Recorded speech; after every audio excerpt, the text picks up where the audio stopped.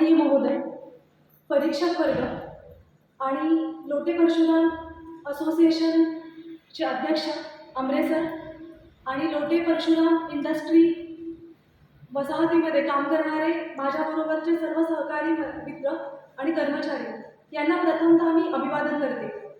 मी दीपाली शंकर फडतरे उर्फ दीपाली जैन गरू या ठिकाणी लोटे परशुराम इंडस्ट्रियल असोसिएशनने आयोजित केलेल्या वक्तृत्व स्पर्धेमध्ये मोबाईल एक घातक परिणाम या विषयावर माझे विचार मांडू इच्छिते.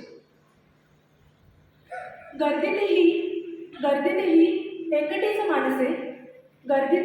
एकटीच माणसे, माणुसकीलाही अजून फाटकीच माणसे. कोण जवळ राहिले आता एकमेकांच्या जवळ असूनही परकीच माणसे. कवी जितेंद्र आहिरे यांची ही जी कविता आहे ही आपल्याला खूप साऱ्या गोष्टी सांगून जाते.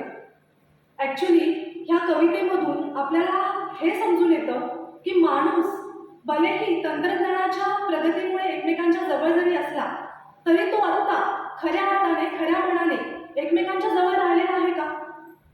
कारण काय, मला असं आठवतं की लहानपणापासून मी खूप साऱ्या गोष्टी ऐकत आले की पूर्वीची जी माणसं होती तेव्हा ना दळणवळणाची काही साधनं होती, ना जनसंपर्कासाठी काही यंत्रणा होती. तरीसुद्धा त्यांच्या कुटुंबातील एखादा व्यक्ती समजा बाहेर राहत असेल आणि त्याच्यावर कुठलं संकट उडावलं असेल तरी मनाच्या झालेल्या घालमेलीतून त्यांना समजून जायचं की आपला माणूस हा संकटात आहे आणि कशाचीही त्यावेळी तमा न बाळगता ती माणसं एकमेकांसाठी धावून जायची. पण आत्ता माणसाने इतकी सारी भरावर प्रगती केलेली आहे की त्या प्रगतीने माणसाला एका यशाच्या उच्च शिखरावरती घेऊन ठेवलेलं आहे. म्हणजे तेव्हाचा माणूस आणि आत्ताचा रेंज रोवरमध्ये किंवा मर्सिडीज बेन्झमध्ये बसणारा माणूस, हातामध्ये आयफोन घेणारा माणूस आपल्याला तितकासा जवळचा का वाटत नाही? कारण याला आहे ते म्हणजे एकमेकांबद्दल असणाऱ्या संवेदना. म्हणजे पूर्वीची जी माणसं होती ती एकमेकांशी मनाने संवादाने जोडलेली होती. म्हणजे हा काळ आपल्या आजोबा पणजोबांचा असेल किंवा आपल्या वाडवडिलांचा असेल किंवा अवघ्या महाराष्ट्रावरच काय तर पूर्ण जगावरती राज्य करणाऱ्या शिवाजी महाराजांचा आणि त्यांच्या मावळ्यांचा असेल. ह्या सर्वांनाच उद्देशून 1880च्या कालखंडात होऊन गेलेल्या कवयित्री बहिणाबाई चौधरी म्हणतात, अरे मानसा मतलबी रे मानसा तुझी नियत बेकार, तुझ्या परीबर गोट्यातला जनावर. अरे मानसा कधी होशील रे माणूस, लोबा पायी झाला माणसाचा रे कानूस. म्हणजे बघा ही जी उक्ती आहे बहिणाबाईंना 1880च्या काळामध्ये माणसामध्ये दडलेली स्वार्थी आणि अप्पलपोटी वृत्ती ही तेव्हा दिसून आली. म्हणजे आता 2023 नुकतंच संपले तर 2023मध्ये आणि 1880च्या कालखंडामध्ये माणसामध्ये झालेला काळानुरूप बदल हा अवर्णनीय आहे. पूर्वी काय होतं, माणसं एकमेकांना भेटण्यासाठी तेव्हा दळणवळणाची साधनं काही उपलब्ध नव्हती. मग तेव्हा पायी प्रवास करावा लागायचा. ह्या पायी प्रवास करता करता माणूस बैलगाडीचा प्रवास करू लागला, घोडागाडीचा वापर करू लागला.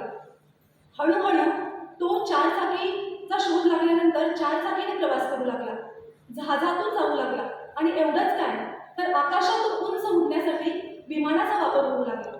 म्हणजे दळणवळणामध्ये ही झालेली जी क्रांती आहे हिचा चढता दर तुम्ही म्हणू शकता. तसंच मग जनसंपर्कात तरी माणूस कसा मागे राहील? म्हणजे काय तर राजे रजवाड्यांच्या काळामध्ये माणसाने एकमेकांना संदेश पाठवण्यासाठी कबुतराचा वापर केला. पुढे टपाल व्यवस्था आली. तसेच शास्त्रज्ञ सॅम्युअल मोर्स यांनी 1837 साली एक विशिष्ट कोड प्रणालीद्वारा तारे यंत्रणेचा शोध लावला. म्हणजे एकमेकांना एक विशिष्ट प्रकारचा कोड वापरून तारेद्वारा संदेश देऊ लागले. पुढे कालांतराने महान शास्त्रज्ञ ग्राहम बेल यांनी 1875 साली दूरध्वनीचा म्हणजे टेलिफोनचा शोध लावला. हा शोध पूर्ण जगाला हादरून टाकणारा होता. म्हणजे काय तर या शोधामुळे देशापरदेशातील लोक एकमेकांच्या संपर्कात येऊ लागले आणि पुढे उपकरणांद्वारे किंवा उपग्रहांच्या दळणवळणामार्फत इंटरनेटचा शोध लागत गेला. तसंच प्रिंटिंग टेक्नॉलॉजी अवेलेबल झाली.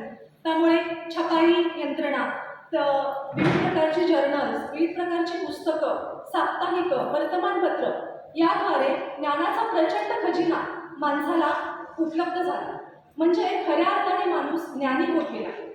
या गेल्या 75 वर्षामध्ये विज्ञान आणि तंत्रज्ञानामध्ये इतकी सारी प्रगती माणसाने केलेली आहे की भारताचे स्वतंत्र झाल्यानंतरचे तत्कालीन पंतप्रधान पंडित जवाहरलाल नेहरू यांनी सुद्धा विज्ञान आणि तंत्रज्ञानाच्या प्रगतीसाठी विज्ञान तंत्रज्ञान औद्योगिक मंडळ म्हणजे CSIR ची स्थापना केली.